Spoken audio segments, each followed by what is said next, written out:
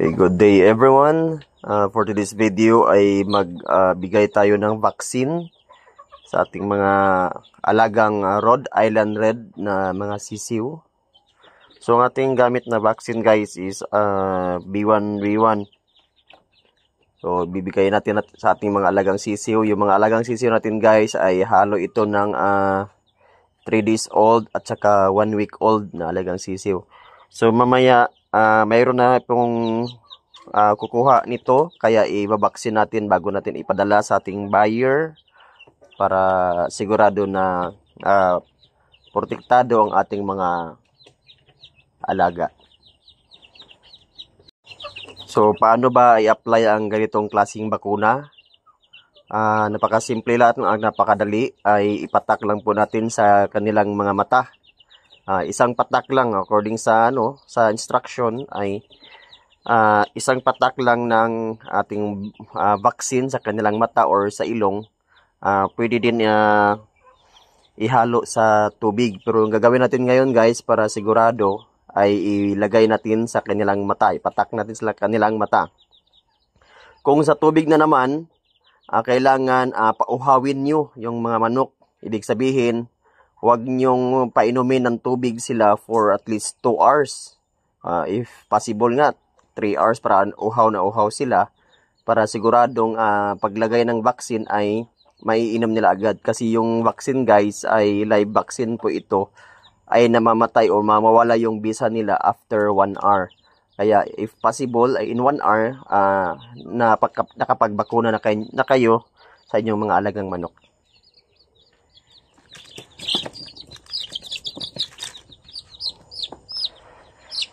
So ganito lang gawin nyo guys. Ipatak sa mata. Isang patak lang kada sisiw. Yan. Yan.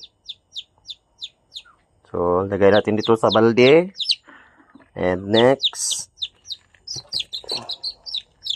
same procedure, ay patak ninyo sa mata. Mas madali yung pagkagawa nito guys kung meron kayong alalay. Yan. Ay, naku, natanggal. Kabila na lang. Ulitin natin.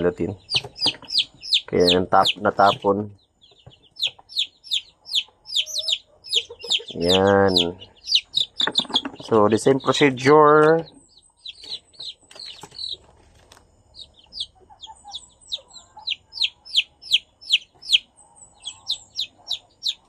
Yan.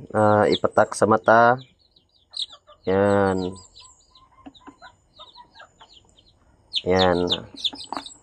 Kung magbabaksin nga pala kayo guys, make sure na healthy ang inyong mga alaga.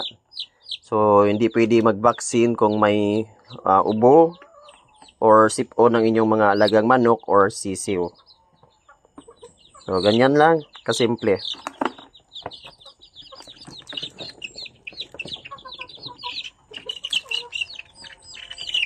Yan.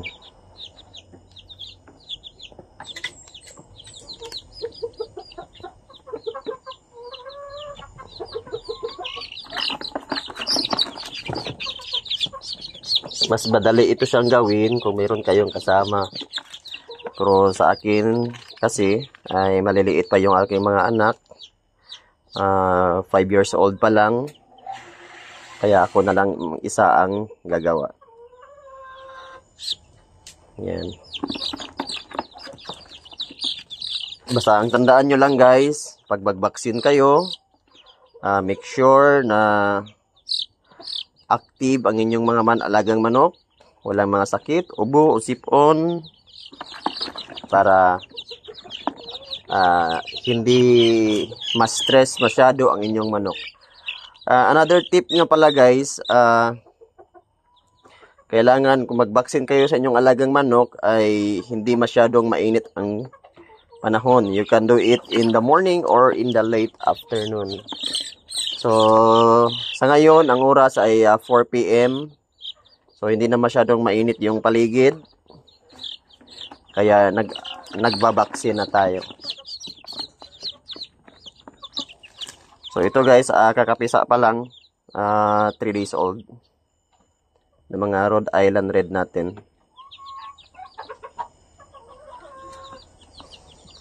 Yan.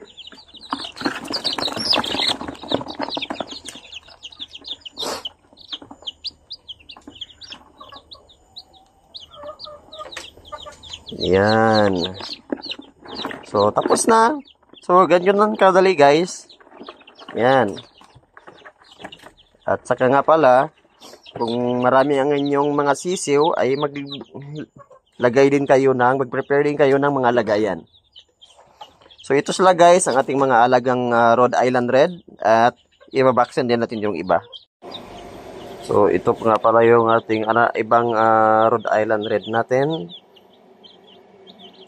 Mamaya-maya ay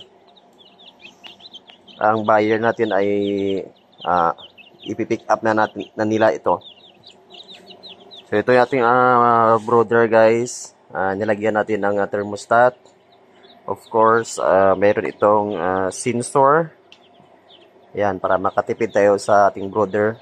Imbis na bibili tayo ng ng ibang materials like plywood.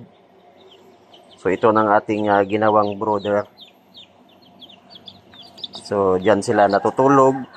9 pieces ito sila guys at ipipick up na ito mamaya ng ating buyer. Alright, let's do the vaccination. So same pa rin sa ginawa natin kanina. Ipatak pa rin natin sa kanilang mga mata.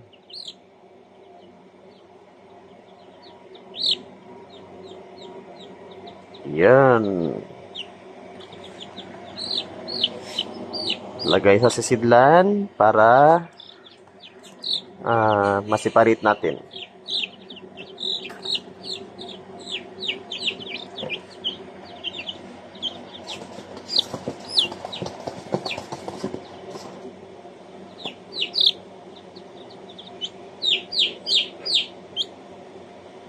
Yan.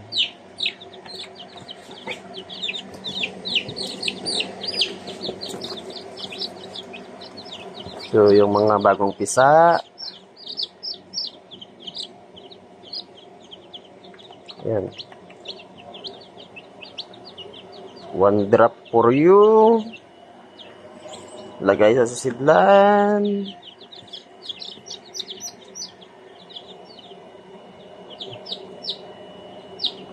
Ayan. Para mas maklaro. And 1 drop for you. And 1 drop. Yan. 1 drop for you.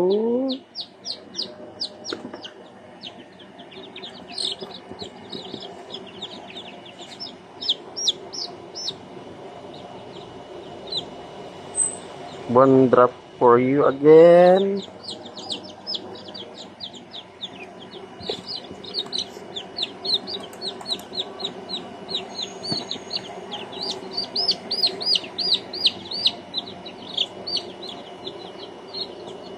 Okay.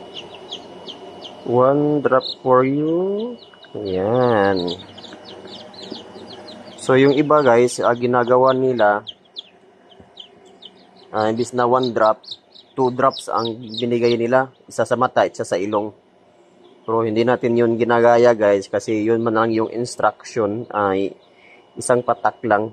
So, ba't natin kailangan gawing dalawa kung ang instruction ay isang patak lang. Yan.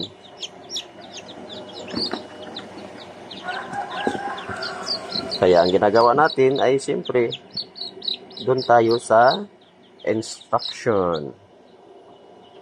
Yan. So, isang patak lang. So, yun lang guys. Ang next na gagawin natin ay linisan natin yung ating brooder.